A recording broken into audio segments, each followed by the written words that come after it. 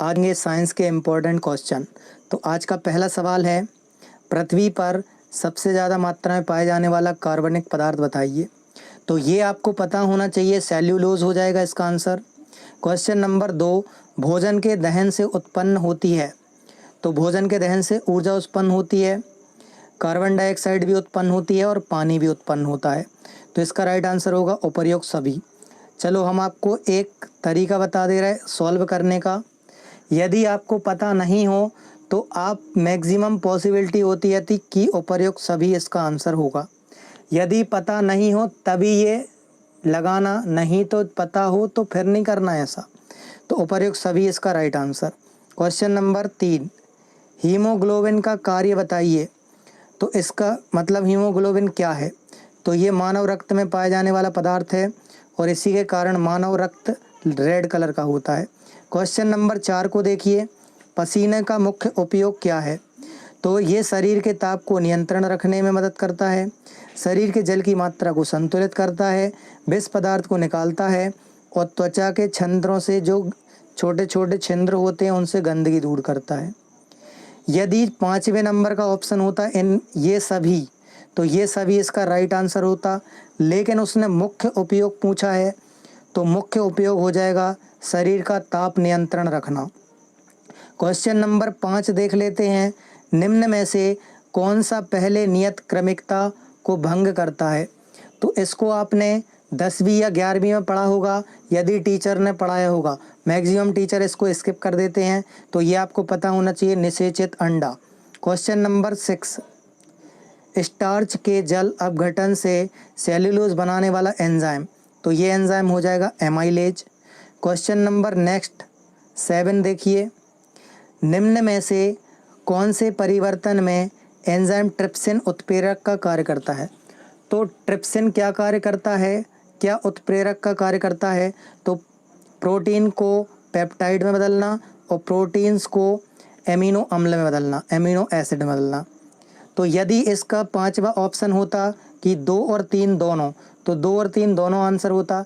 चूँकि दोनों दिया नहीं है तो आप क्या बताइए, प्राथमिकता देना अमीनो अम्ल को। तो छोटे छोटे जो भोजन होता है उसका सबसे छोटा रूप है अमीनो अम्ल। नेक्स्ट क्वेश्चन देखते हैं 8, सागरीय खरपतवार किसका महत्वपूर्ण स्रोत है? तो ये स्रोत है किसका बताइए, आयोडीन का। तो ये अच्छा सोर्स है आयोडीन का। क्वेश्चन नंबर 9, वह रुधिर वाहिका कौन सी है जो हृदय में ऑक्सीजन जनित रुधिर लेकर आती है? रुधिर मतलब ब्लड, और O2 युक्त लाती है। तो O2 युक्त हार्ट में कौन लाती है? तो कोरोनरी आर्टरी, मतलब कोरोनरी धमनी। तो कोरोनरी धमनी इसका राइट आंसर हो जाएगा। नेक्स्ट क्वेश्चन देखिए, अच्छा फुफ्फुस धमनी देखिए, जो फुफ्फुस धमनी होती है वो हार्ट से लंग्स की ओर ले जाती है रक्त को।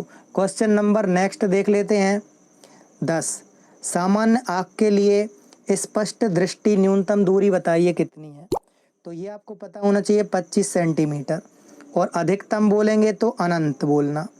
और जो अपनी आँख होती है वो होती है 576 मेगापिक्सल की। कितने मेगापिक्सल की होती है? तो 576 मेगापिक्सल की। नेक्स्ट क्वेश्चन देख लेते हैं, क्वेश्चन नंबर 11, विद्युत हीटर की कुंडली कई बार पढ़ चुके होंगे आप, नाइक्रोम की बनी होती है। क्वेश्चन नंबर 12 देखिए, दैनिक जीवन में उपयोग होने वाला प्राथमिक सेल कौन सा होता है? तो ये होता है शुष्क सेल, और इसका डायग्राम भी बनाया होगा आपने बचपन में। क्वेश्चन नंबर 13 देखिए, फ्यूज तार की प्रकृति है। तो फ्यूज तार की प्रकृति कैसी होनी चाहिए? ज़्यादा प्रतिरोध का होना चाहिए और निम्न गलनांक का होना चाहिए, मतलब जल्दी से गल जाए और प्रतिरोध करे ज़्यादा। तो उच्च प्रतिरोध, निम्न गलनांक या द्रवणांक, मतलब उसमें से जब इलेक्ट्रिसिटी गुजरेगी तब उसमें यदि वो उच्च प्रतिरोध का होगा तो प्रतिरोध करके वो गल जाएगा, टूट जाएगा, तो उपकरण बच जाएंगे, टीवी, फ्रिज, कूलर, मशीन वगैरह। नेक्स्ट क्वेश्चन देखिए, क्वेश्चन नंबर 14, ये है इंटरेस्टिंग क्वेश्चन। जो ट्यूबलाइट होती है, अब तो खैर ज़्यादा चलती नहीं लेकिन क्वेश्चन आते हैं, ट्यूबलाइट में चोक का प्रयोजन निम्नलिखित में से कौन सा है? तो चोक का यूज़ क्यों करते हैं ये बताना है। तो करंट को बढ़ाना घटाना, या बोल्ट की क्षति को घटाना या बढ़ाना।